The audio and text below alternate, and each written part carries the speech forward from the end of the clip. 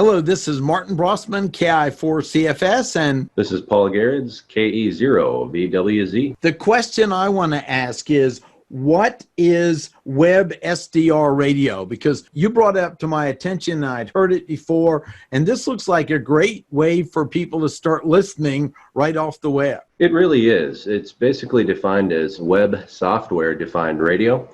And what you can basically do is you can go into a particular page and listen to high frequency, otherwise known as HF radio, conversations and broadcasts done worldwide, as long as those Web SDR radios are physically able to hear it. That's fascinating. And it also gives a nice graphical display that's similar to having a more expensive scanner or a transceiver, which I think is really interesting. Absolutely. I was really astounded when I first got into Web SDR when I was in my technician class, because I was curious and just wanted to listen because I wasn't licensed yet. So what I chose to do was go on and listen to some of the more popular frequencies on the HF bands through a Web SDR, actually out of the Netherlands. And they have what they call a waterfall.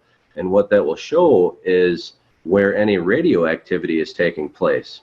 Yeah, and that's right. You'll see the little peak in the middle of the density of where the radio is coming on, and you're tuning kind of like on a several $1,000 transceiver. You have that kind of feel of that, which is another exciting thing to play with. And what a great way to start listening to the radios before you invest in one or even get your license. Absolutely, Martin. The cost of entry for HF radio is not particularly cheap.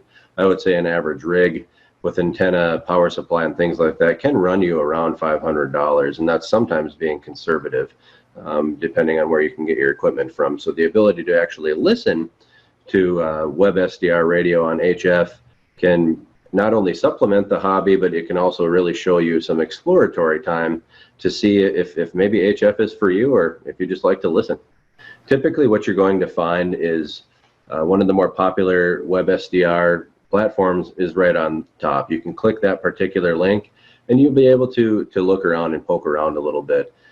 It's relatively, anyone can pick it up, but to get really great at it and figuring out the nuances of everything can take you about 15 to 20 minutes, but it's like riding a bike once you figure it out. We'll put the links below, and thanks for letting people know about it. And we look forward to hearing people's comment. Also, I do want to ask people to subscribe and click the bell, because I hope to have a lot more interesting content on this channel, and want to thank all the people who have already subscribed as well. This is Martin Brossman, KI4CFS, and this is Paul Garrett's KE0VWZ. Check it out.